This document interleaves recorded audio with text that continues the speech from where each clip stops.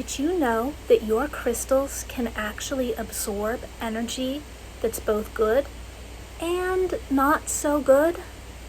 That beautiful piece of amethyst or quartz sitting on your altar might be craving a little energetic TLC. Whether you just got a new crystal or you have a beloved one you've worked with for years, cleansing and charging is how you keep its magic strong and aligned with your intentions. In this video, I'm going to walk you through exactly how to cleanse and charge your crystals step by step. This way, they're always energetically fresh and powerful for your spiritual practice. Hi there, and welcome back to the Mystic Brilliance channel. If you're new here, I'm Kristen, and I love helping you live a more magical, intentional life, whether that's with exploring crystals, ritual work, or just dipping your toes into the mystical waters. Today's topic is one of the most important basics in crystal work: cleansing and charging your crystals. Think of it as spiritual hygiene that your stones need to really show up for you. And trust me, once you do this regularly, you will feel the difference in your stones. So let's start by discussing why cleansing matters. Crystals are energetic tools. They absorb energy from their surroundings and from us. If you've been using a crystal to help you with something heavy, such as heartbreak or anxiety, or if it's been sitting around in a store or passed through multiple hands, it can become clogged with residual energy. Cleansing is like giving your crystal a fresh slate. You're wiping off that spiritual dust so that it can work its magic clearly and cleanly. And charging? Well, that's like giving it a cosmic energy boost. It's almost like a recharge of the vibes you want it to hold and radiate. Now, there are many ways to cleanse your crystals. In fact, I have a whole entire blog post about them, so I'll drop that link in the description in case you want to deep dive more into the subject. However, here are a few of my favorite ways to cleanse. You can choose one that feels right to you, or you can kind of rotate through them depending on how you're feeling or what you think your crystals might need. The first method is Moonlight. Not only is this one of the most popular ways to cleanse crystals, but it's also my favorite way.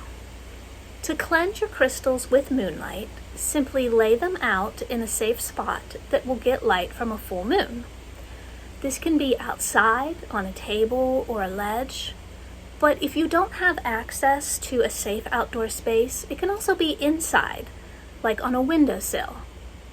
This method works great for all types of crystals because the moon's energy is incredibly purifying and gentle. Another option would be smoke cleansing. You can use sacred herbs like rosemary, mugwort, or ethically sourced white sage or palo santo. Light your herb and pass the crystals through the smoke. This method is especially good for spiritual or emotional cleansing. If your crystal is water safe, like clear quartz or amethyst, you can hold it under cool running water, like a stream or your faucet. As you're doing this, visualize the energy being washed away. Now, as I mentioned, this is only a good cleansing method if you know for sure that your crystals are water safe. Not all crystals can get wet. In fact, crystals like selenite, malachite, and calcite can dissolve or become damaged if they get wet. So definitely always check before using water. If you do have crystals that need cleansed but they're not water safe, don't worry, because sound is another powerful method.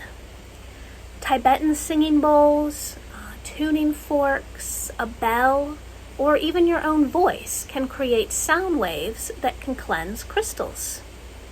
Simply let the sound wash over the crystals for a minute or two to clear away any stagnant or negative energy.